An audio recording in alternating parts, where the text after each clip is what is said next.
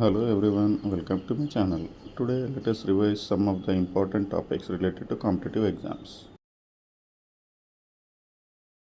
Let us learn the topic number system. Before going into the topic, let us have introduction to this topic. There are different kinds of number system, like different types of numbers. Natural numbers, which starts from 1 and are positive, 1, 2, 3, 4, so on up to infinite. Whole numbers, which are natural numbers plus 0, like for example they start from 0 and 1, 2, 3, and so on. Integers are the whole numbers and their negative counterparts, like 1 minus 1, 2 minus 2, 3 minus 3, and so on up to positive infinity and negative infinity including 0.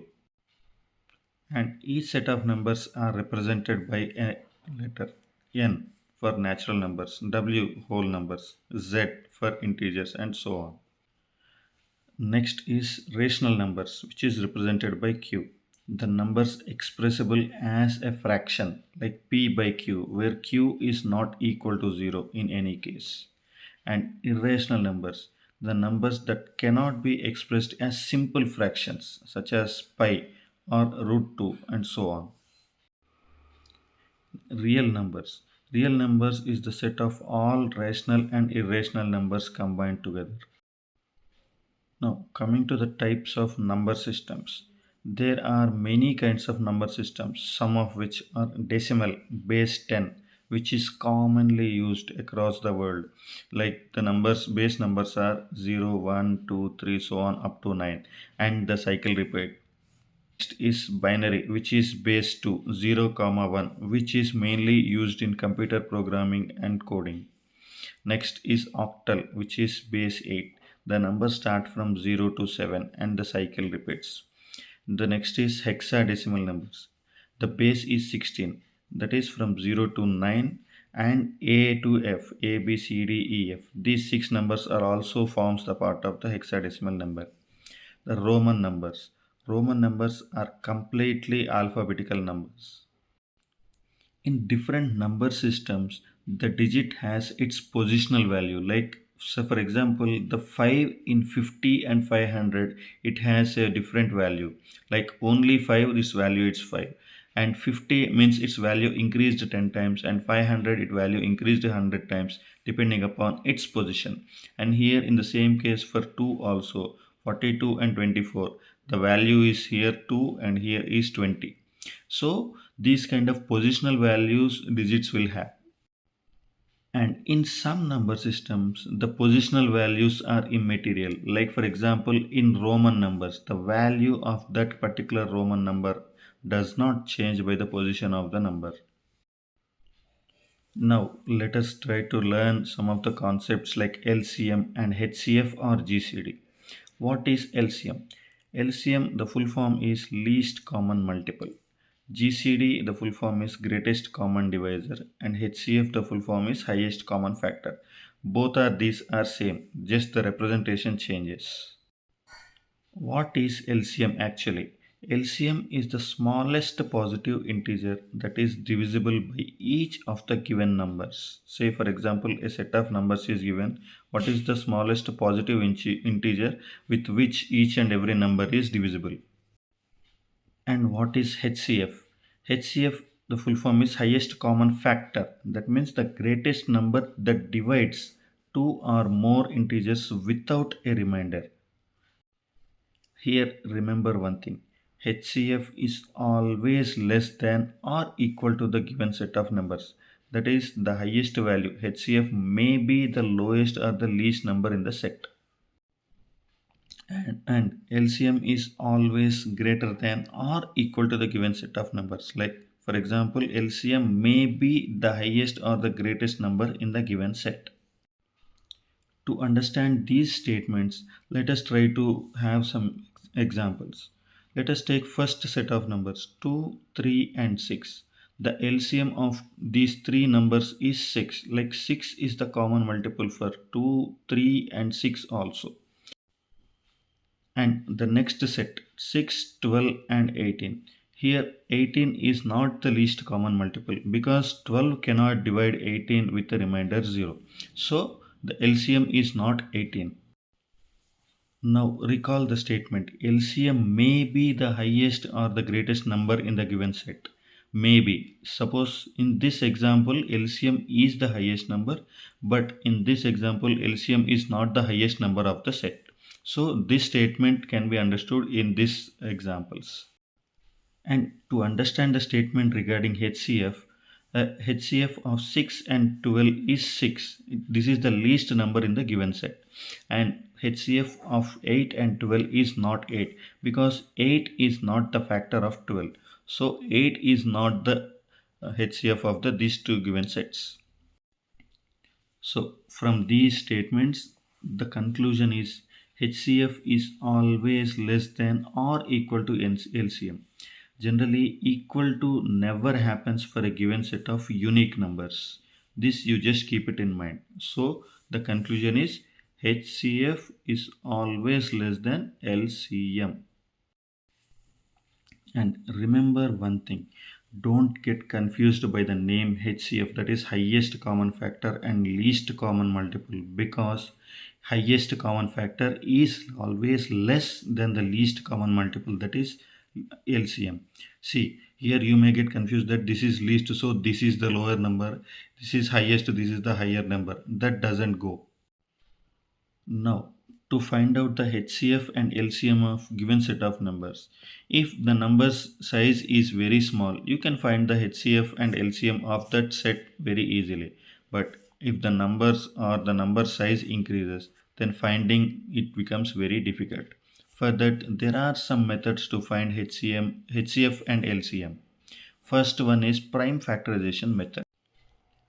Now, first, if any two numbers are given, list out all the prime factors of each of the given numbers. Now, the LCM is the product of highest power of all the prime factors, and the HCF is the product of lowest power of each of the common factor. This, just remember this word, common factor. And in case for LCM, it is all the prime factors and not the common factors. And the second method is division method, that is Euclidean algorithm for HCF. Divide the larger number by the smaller number, then divide the divisor by the remainder until the remainder is 0. The last non-zero divisor is the HCF. And the other method is ladder method. Divide the numbers by common factors until they are co-prime to find the HCF, and continue till 1 to find the LCM. And a very useful point for competitive exams is the product of two numbers, only two numbers, is HCF and LCM multiplication together. That is LCM of A comma B into HCF of A comma B is equal to A into B. This relationship is applicable for only two numbers and may not be true for three or more numbers. It can be true or it cannot be true, but for this category, like only two numbers, the LCM into HCF, the product is equal to the product of the two numbers itself. This is always true. If you are able to find LCM of the numbers and if you are unable to find the HCF or vice versa, you can directly do this formula and get the number. Let us try to understand the concept more easily by using some examples. Example 1. Find the LCM and HCF of 12 and 8. There are some methods we already discussed. That is one prime factorization method. What are the prime factors of 12? 2 into 2 into 3, that is 2 square into 3 power 1. And for 18 it is 2 into 3 into 3, that is 2 power 1 into 3 square. As we all know, HCF is the lowest power of common factors, that is 2 power 1 into 3 power 1, so that is 6. And LCM is the highest power of all the factors, like 2 square into 3 square, that is 2 square into 3 square, that is 4 into 9, that is 36.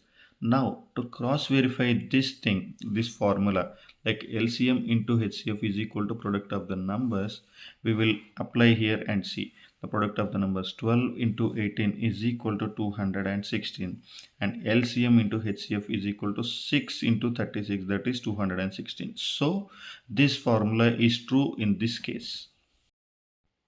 And there are some other statements which we had discussed earlier, that is HCF is always less than LCM, and HCF is always less than or equal to the least number of the set, and LCM is always greater than or equal to the highest number in the set. So all these three are true in this case. Now let us try to solve one more example. Find the LCM and HCF of 24 and 15. First we find LCM. 24 can be written as 2 into 12, 2 into 2 into 6. This is prime factorization method. 2 into 2 into 6, 2 into 2 into 2 into 3. And so the final is 2 power 3 into 3 power 1. And for the 15, it can be written as 3 into 5. So now the LCM is highest power of all the prime factors. It is 2 power 3 into 3 power 1 into 5 power 1. And remember one thing, if there is any common prime factor, you have to take the highest power only once, not that you have to take it each and every time.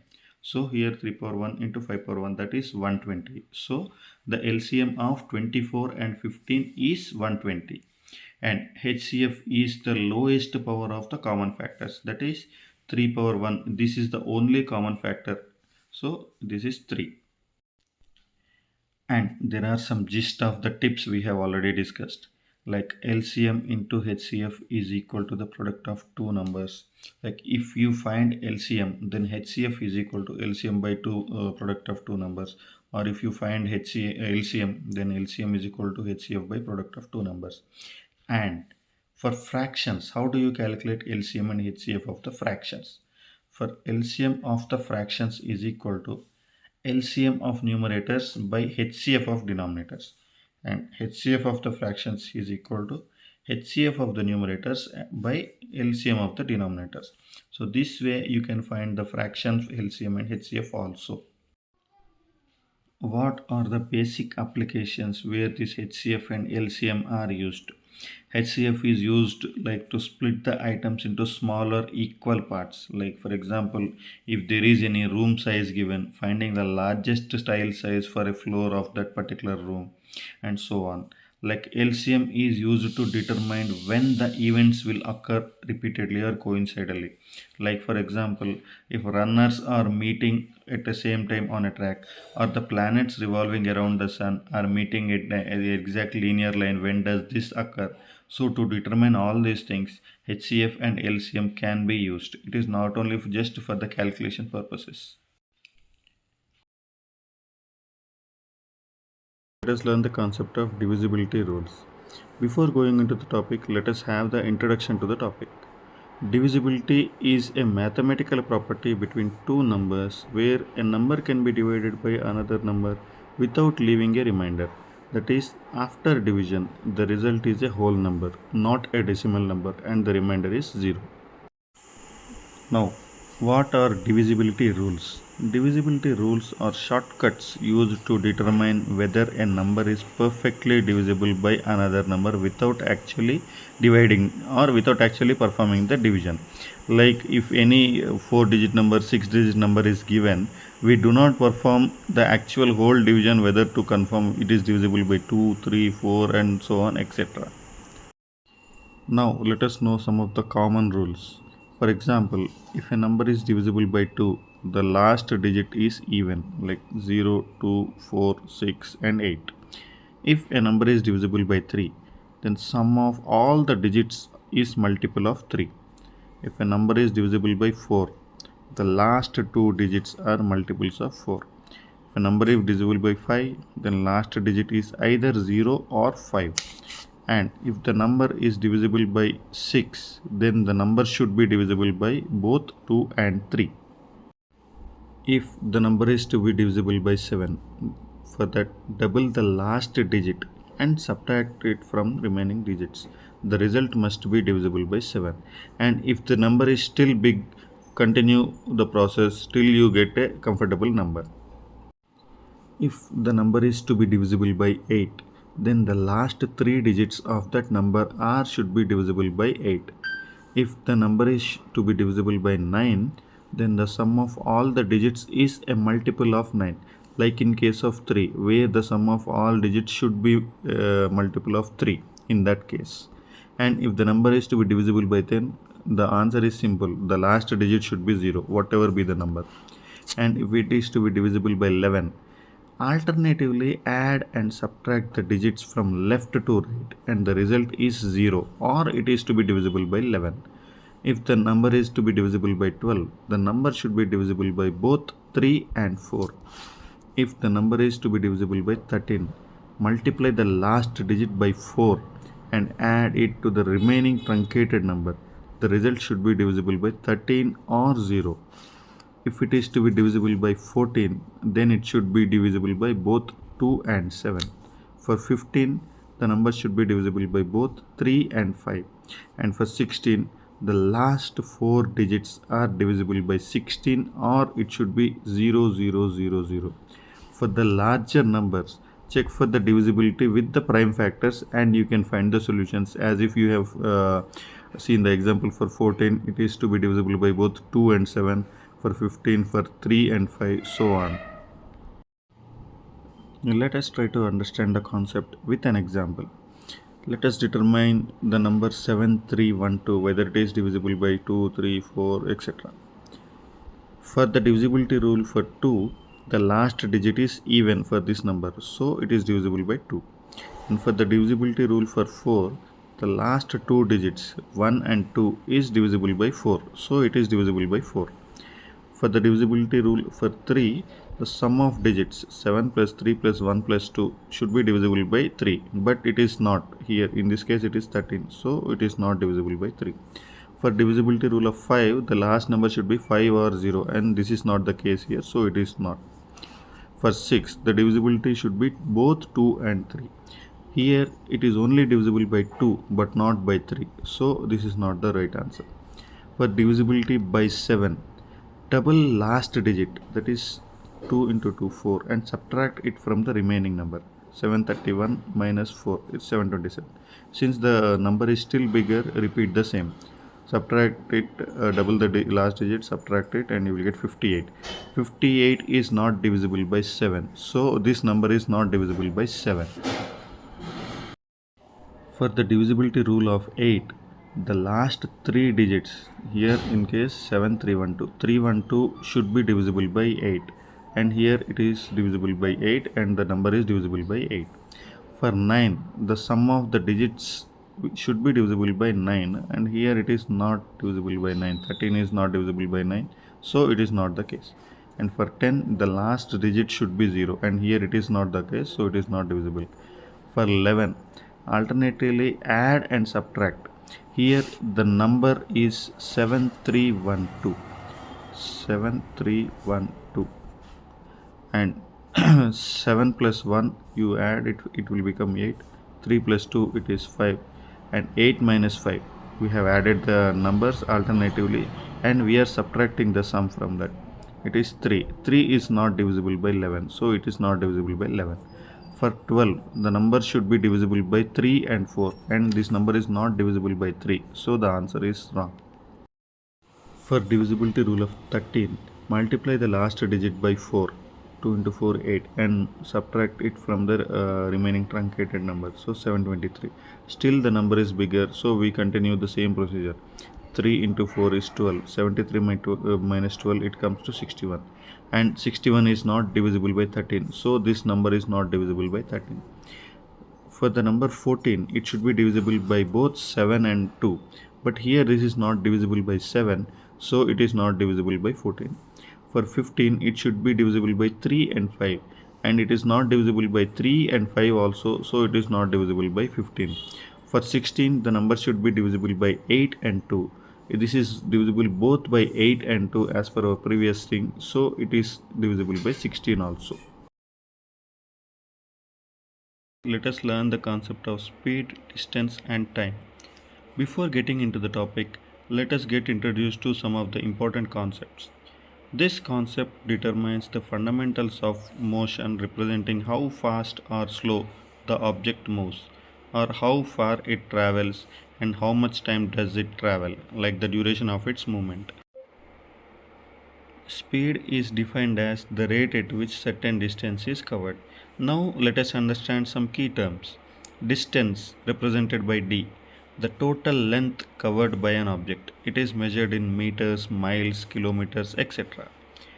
Time t. The duration of the action, like the interval separating any two events, like it is measured in seconds, minutes, hours, etc. And speed s. The rate at which an object covers the distance per unit of time. It is measured in meters per second, kilometers per hour, miles per hour, etc.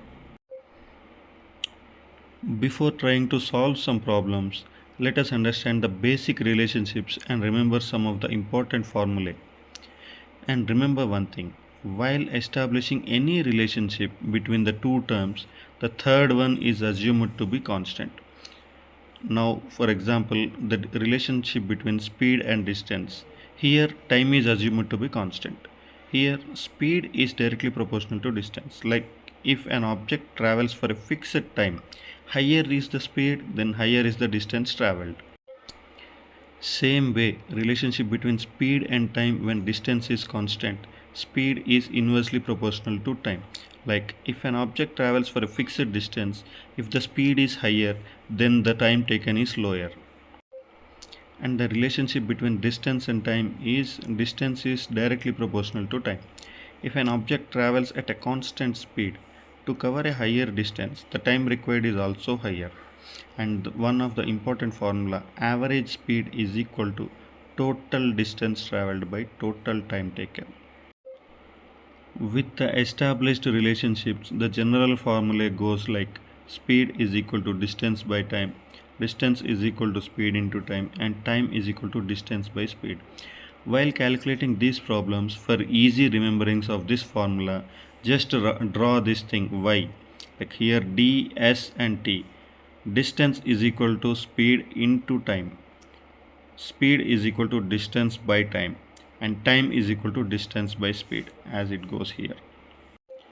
One main important thing to remember before calculating any problems is make sure that the units are consistent. Like for example, if the speed is measured in kilometers per hour, then make sure that the time is measured in hours and the distance is measured in kilometers.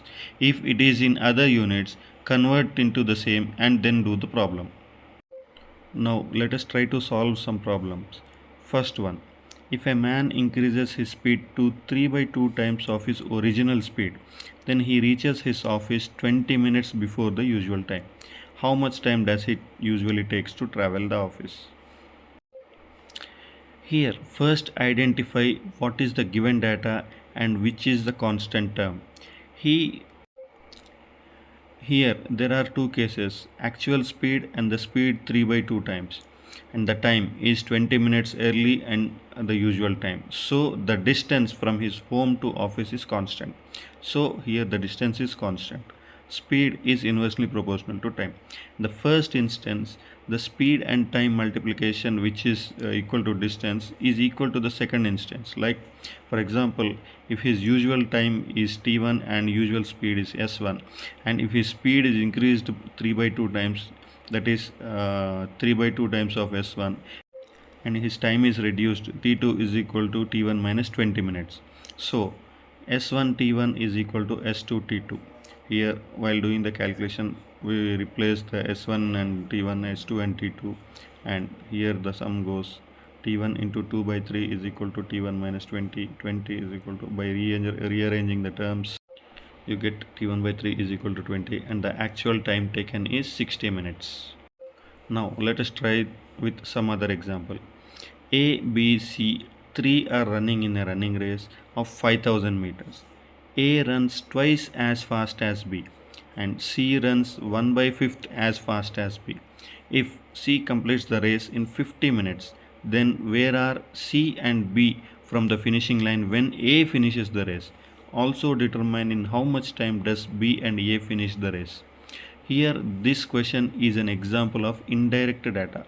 Here the data is not given directly, only the distance and the speeds between relationship between the speeds of A and B and C is given.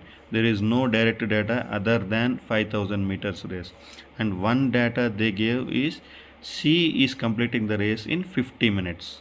See now, here the total race distance is constant. Only the speed and time is different for each of the racer.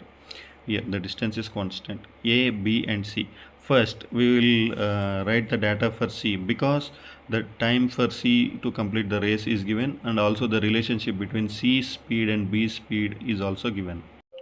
Distance is equal to 5000 meters, time is equal to 50 minutes. Then speed of C is equal to distance by time, that is S is equal to 5000 by 50. By cancellation, speed is equal to 100 meters per minute. Now, one more relationship between C and B's speed is speed of C is equal to 1 by 5th speed of B. So, by this you can calculate the speed of B. Speed of B is equal to 5 times the speed of C. So, the speed of B comes to 500 meters per minute. Now, speed of B and speed of A, there is a relationship given that speed of A is 2 times the speed of B. Now, speed of A is equal to 2 into 500 meters per minute. So, speed of A is 1000 meters per minute. Now, the question goes, when A finishes the race, where are C and B from the finishing line? To calculate this, calculate the time by which A finishes the race.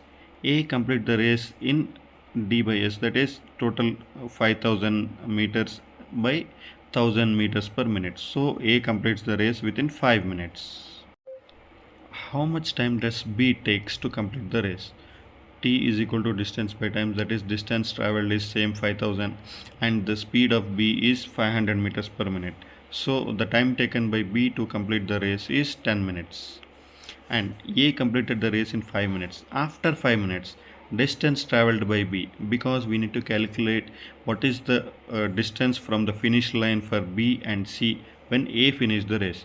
A finished the race in 5 minutes. So after 5 minutes, the distance traveled by B is equal to speed of the B into time taken by B. So time taken by B is 5 minutes. So speed of B is equal to 500. So 2500 meters. How far from the finish line? He covered 2500 meters at the end of 5 minutes. So from the finish line is 5000 meters total finish line. So from that 5000 it is 2500 meters away. And calculating for C, after 5 minutes, distance traveled by C is speed of the C into time. Time is 5 minutes constant. Speed of C is 100 meters per minute. So distance traveled by C is 500 meters. So from the finish line, that is 5000 minus 500. So C is at a distance of 4500 meters at the time when the A finishes the race. In any problem, just find what is the given data, what is the relationship we need to establish, and what are the constant terms, whether it is direct or indirect, and so on. If you are able to identify these kind of terms, then you can calculate the problems very easily. Coming to the third problem, Raju and Ramu travels from X to Y at 24 kilometers per hour and 26 kilometers per hour respectively. That means speed of the Raju is 24 kilometers per hour and speed of Ramu is 26 kilometers per hour. Distance between X and Y means the distance between 2 points is 98 kilometers. Both of them start from X towards the Y at the same time. Ramu reaches the point Y, since his speed is higher than Raju, reaches the point Y and immediately returns back towards X. So, and he meets the Raju at a point Z. Now find the distance of the point Z from the point Y. See, let us draw an illustration line. Both are starting from the point X and moving towards point Y. And since the speed of the Ramu is high, Ramu reaches the point X and again comes back. Meanwhile, Raju is also going towards the point Y. So let us assume they meet here at a point Z. The total distance traveled is distance between X and Y is 98 kilometers. And remember, here they both meet, they both start at the same time, and they both travel towards a single point, reaching Y, Ramu reaches Y and again get back. So here the time taken for traveling is same, and the distance traveled by Ramu is much more because he crossed Z, reached Y and again came back to Z. But Raju is not even crossing Z. So the time taken is same, distance traveled is more by Ramu, and the speed is also different. So here we need to establish a relationship. Speed is directly proportional to distance. So speed of the Ramu by speed of the Ramu by distance traveled by Ramu is equal to speed of Raju by distance traveled by Raju. Here the given data is speed of Ramu is 26 kilometers per hour, speed of Raju is 24 kilometers per hour, and the total distance is 98 kilometers. Distance traveled by Raju is 98 minus Z. This let us assume this distance as A. So they meet at a point Z. Total distance traveled is 98 minus A, and total distance traveled by Ramu is 98 plus A, since he reached all the point Y and again coming back at a distance A. And Raju did not reach Y, he is still at a distance far from Y. So distance traveled by Raju is 98 minus A and distance traveled by Ramu is 98 plus A. So speed of Ramu 26 by 98 plus A is equal to 24 by 98 minus A. Cross multiplication of these two terms, 26 into 98 minus 26 into A is equal to 24 into 98 plus 24 into A. By sending the terms to left hand side and right hand side similar terms, we get A is equal to 26 minus 24 into 98 by 50. Here A is equal to 2 into 98 by 50, that is A is equal to 3.92 kilometers. That means both of them reaches meet at a point Z, which is 3.92 kilometers away from the point Y. Let us try solving another problem. Ramu travels 48 kilometers at a speed of 12 kilometers per hour using bike. Travels 62 kilometers at a speed of 31 kilometers per hour using car, and 105 kilometers at 15 kilometers per hour in bus. Find his average speed for the total distance traveled. Here we remember the formula: average speed is equal to total distance by total time. Here Ramu uses three different modes of transport and travels at three different speeds, and he completed his total journey with using three different modes. Now the distance 1 traveled is 48 kilometers using bike. Distance 2 traveled is 62 kilometers using car and 105 kilometers using bus. So the total distance is equal to 48 plus 62 plus 105, it is 215 kilometers. Now to find the average speed, we need the total time. There is no data given for total time, so we extract the total time by using the speeds. Now time is equal to distance by speed. Time travel for first thing, like using bike, is equal to distance by speed. Like distance for bike is 48 kilometers and speed using bike is 12 kilometers per hour. So d1 by s1, that is 48 by 12, is 4 hours. And the similar way, distance traveled by car is 62 kilometers and speed is 31 kilometers per hour. So the time taken is 2 hours. And time t3 is equal to d3 by s3. Distance traveled by bus is 105 kilometers at a speed of 15 kilometers per hour. So 105 by 15 comes to 7 hours. So the average speed is equal to total distance by total time. Then the total distance is 215 kilometers, and by calculating we get 215 by 13, that is 16.54 kilometers per hour. The average speed is 16.54 kilometers. By using this kind of formulae and these kind of relationships, one can solve any kind of problem related to the distance, speed and time. Let us learn about the concept of percentages. Before going into the concept, let us get introduced to the topic and learn some of the useful tips and terms related to the topic.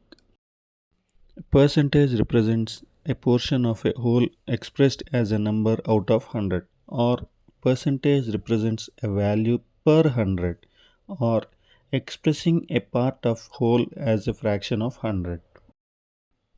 Just remember, denominator is always 100, that means the whole value. The general formula is part by whole into 100 is equal to the percentage.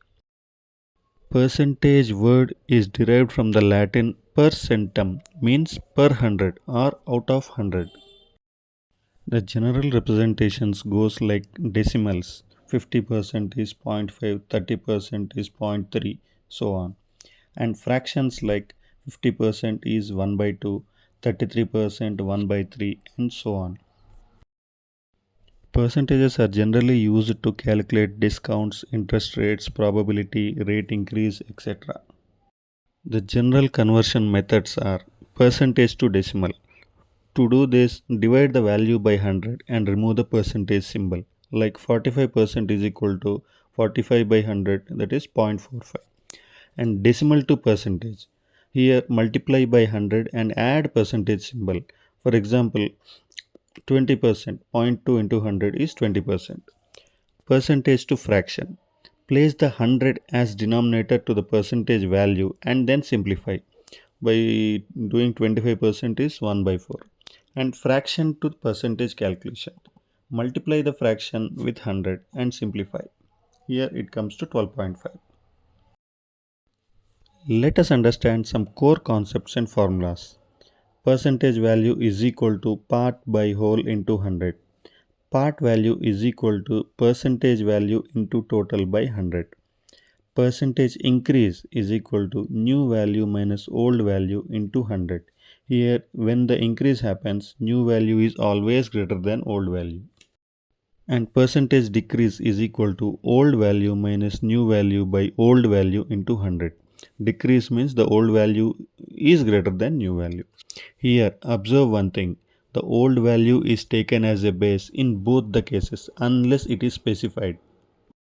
There can be problems like successive percentage change. For example, if a value is increased by x percent and then successively increased the value by y percent, then the net change is x plus x into y by 100 percentage. To derive this formula, let the base value is a. First, increase the value by x percent and then the new value is b. X is equal to b minus a by a into 100.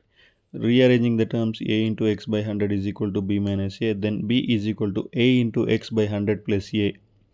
Now b is increased by y percent and the new final value be c. Then y is equal to c minus b by b into 100, c is equal to y into b by 100, and the calculation goes on. And b is equal to a into x by 100 plus 1. C is equal to y by 100 plus 1 into x by 100 plus 1 into a, and multiplying and splitting the terms, you get x into y into a by 100 into 100 plus x into a by 100 plus y into a by 100 plus a, and c minus a, bringing the term a to left hand side, we will get the total value as x into y by 100 plus x plus y into a, percentage of a. So here observe one thing, base value. The base value identification is the trick, and there lies the whole magic in solving any problem related to the percentages. Population growth, that means new population is equal to old population into 1 plus r by 100 whole to the power of n, where r is the rate of increase and n is the number of years. Some tips or shortcuts for easy calculation. First one, always remember x percentage of y is always equal to y percentage of x. For example, 50% of 20 is 10, and the same way 20% of 50 is also equal to 10. By doing the calculation and re-verification, you can get the same value as 10. Similarly, you can cross verify with any value and you will get the answer as same. Like for example, 18 percentage of 50 is equal to 50 percentage of 18, that is 9. The second one is calculation using multiplication. See, for example, what is the 15% of 30? So multiply 15 by 30 and you will get the answer 450. Then divide the value by 100, 4.5. This is the answer. You can cross check with regular calculation. Main important trick is to understand the question. For example, 25% of A is 36. What is the value of A? Then for calculation, we need 25 percentage means 25 by 100 of A, means just multiply the value 25 by 100 with A. You will get 25 by 100 into A is equal to 36. So the value of A comes 144. Some standard fractions for percentages is 100% is equal to 1, 50% 1 by 2, 25% 1 by 4, 33 1 by 3% is 1 by 3. 10% 1 by 10, 20% 1 by 5, 75% 3 by 4, 12.5% 1 by 8, and so on. Just remember these values for using in calculations. For calculation of percentage of any number, if it is at a standard value, just use these fractions for easy calculation. Like for example, what is the 25 percentage of 160? Just multiply 160 with fraction, that is 160 into 1 by 4, that is 40. So the value 25 percentage of 160 is 40. Now let us understand the concept more deeply by calculating some of the examples. First example, if 15% of A is same as 18 percentage of B, then 25% of A is equal to what percentage of B? For this, first write what is the given data. 15 percentage of A is equal to 18 percentage of B. Then 25 percentage of A is equal to how much of B? Now cross multiply these two equations, like 15 by 100 into A into question mark by 100 into B, and 18 by 100 into B into 25 by 100 into A. So cancelling the terms on either side and rearranging the terms, we get 15 into how much is equal to 18 into 25. So the value is 25 percentage of A is equal to 30 percentage of B. This way, even without calculating the actual value, you can directly calculate the percentages. Let us solve one more example. If the price of a pencil is 25% less than that of a pen, then price of pen is how much percentage more than that of a pencil? Here our aim is not to calculate what is the actual price of pen or pencil. Our main aim is to calculate what is the percentage of cost of pen more than that of pencil. For doing this, let us assume the arbitrary value or price of pen is equal to 100. The price of pencil is 25% less than that of pen, that is 25% less than 100. So 25 percentage of 100 is 25, then 25% less value is, then the price of pencil is 75. 100 minus 25 is 75. Now the base value is 75 because the relevant term or the relevant thing is what is the price of pen, how much percentage more than that of pencil. So here the base value is pencil cost, that is 75. Now how much is the pen's price more than that of pencil? Percentage higher is equal to new value minus old value by old value, or the base value into 100. As discussed earlier, 100 minus 75 into 100, so it comes to 33 1 by 3 or 33.33 percentage. Let us solve a problem on successive change in percentages. For example, let the price of carrots is increased by 10% and again it is increased by 5%. Then what is the net or total change in percentage? Here also the same thing. We need not calculate what is the actual price of carrots. Our main aim is to calculate what is the net percentage change. So as already discussed earlier, the net change is equal to successive percentage increase 1 plus percentage increase 2 plus percentage increase 1 into 2 by 100%. Here the first percentage is 10, second increase is 5. So 10 plus 5 plus 10 into 5 by 100%. So 15 plus 50 by 100, that comes to 15.5%. Now for example, we will recalculate it for cross verification once more. For example, let the initial price of carrot is 100. First, there is a 10% increase. So 10% of 100 is 10. So the new value is 10 plus 100, which is equal to 110. Now there is an increase of 5% on 110 value. Here the base value is 110. So 5 percentage of 110 is, by doing calculation we get 5.5.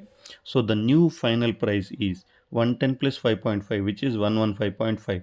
So the actual change is 100 minus 115.5. So it comes to 15.5. It is same as the earlier calculation.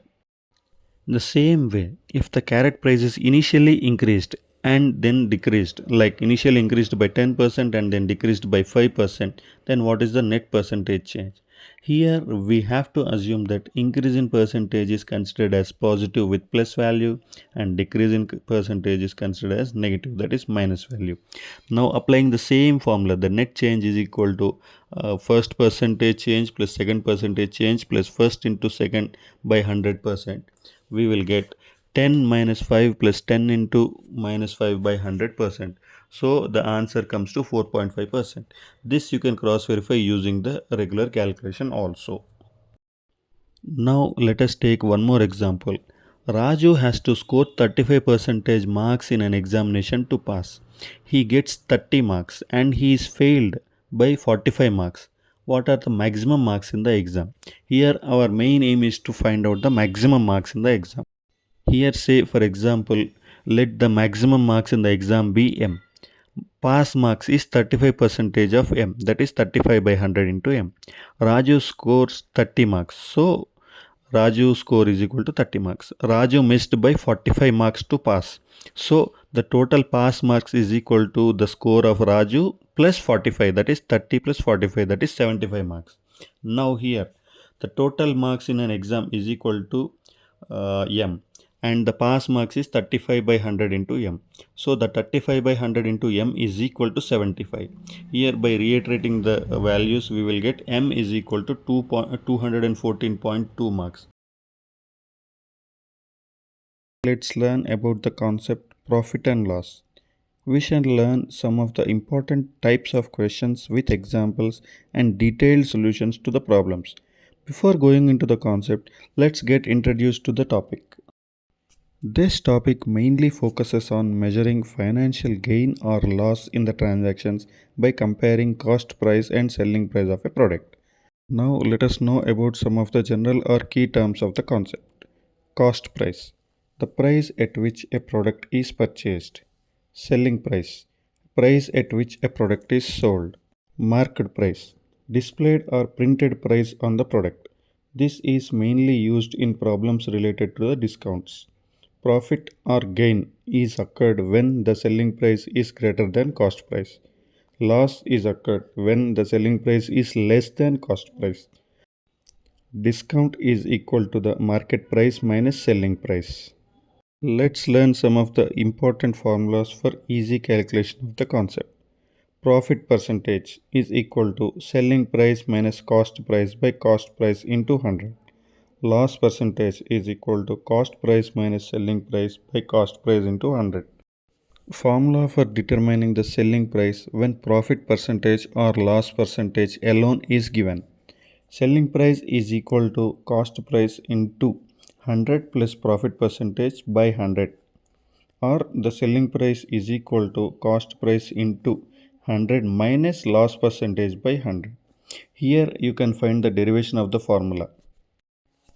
As we know, the profit percentage is equal to selling price minus cost price by cost price into 100. Using the mathematical calculation, bringing the right hand side contents to the left hand side and rearranging the terms, here we can arrive this formula like selling price is equal to cost price into 100 plus pp by 100. Similar way, calculation for the selling price when only loss percentage is given can be seen here. For calculating the discount percentage is equal to discount price by market price into 100.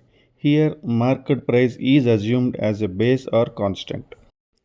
Some typical cases which can be encountered occasionally are the concepts like dishonest shopkeeper.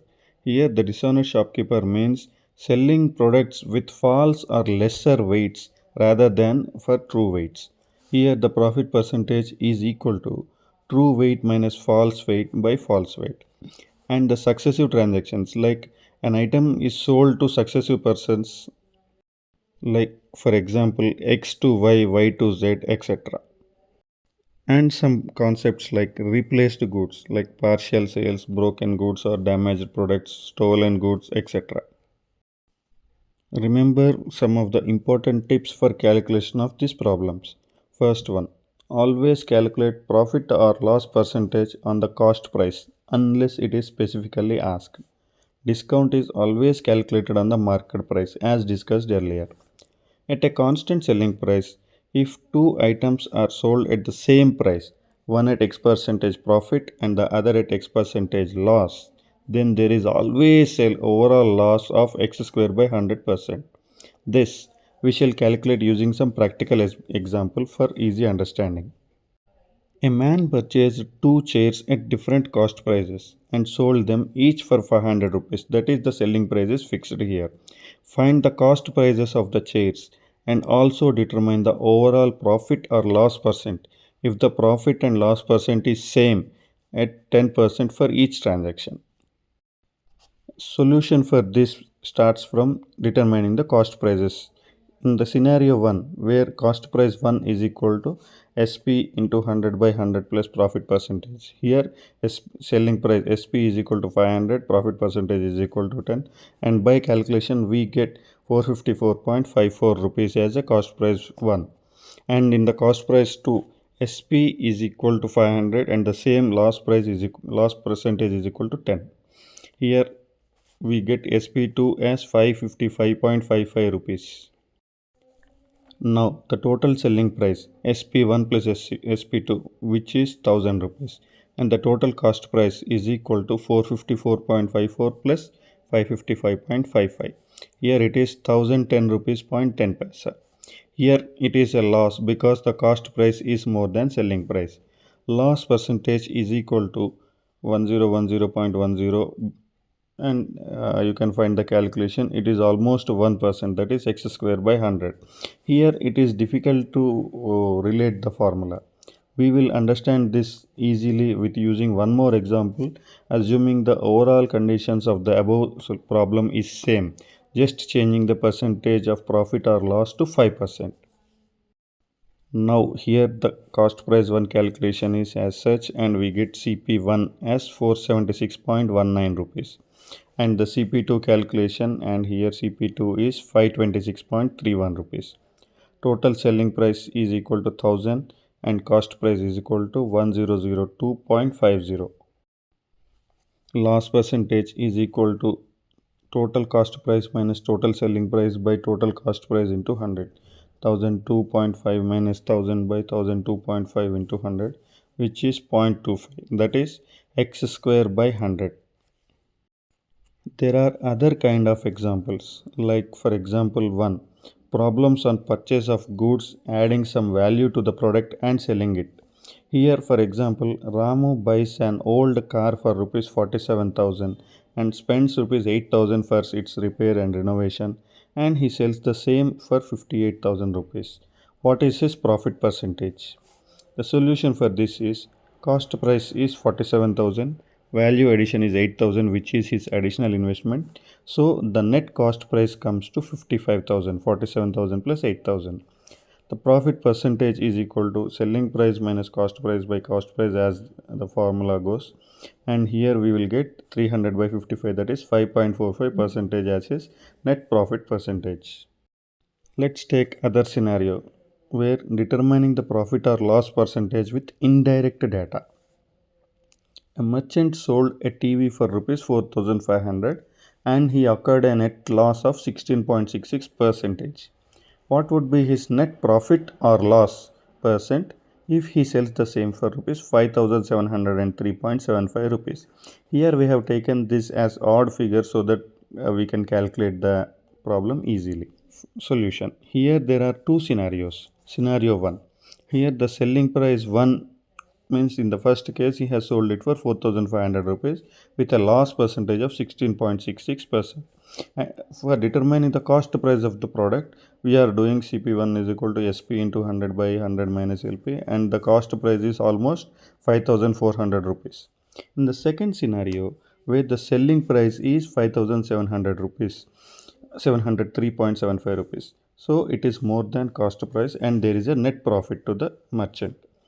Now the profit percentage is equal to SP minus CP by CP into 100, and here in the second case selling price is 5703.75 minus 5400 by 5400 into 100, so the net profit percentage is 5.63%. Similarly, there can be problems on discount like market price and discount. A merchant purchases an article for rupees 500, marks it for 80% higher price to his cost price, and he sold the same product at 20% discount on the market price. Calculate the actual profit percentage. Here the given data is cost price 500 rupees.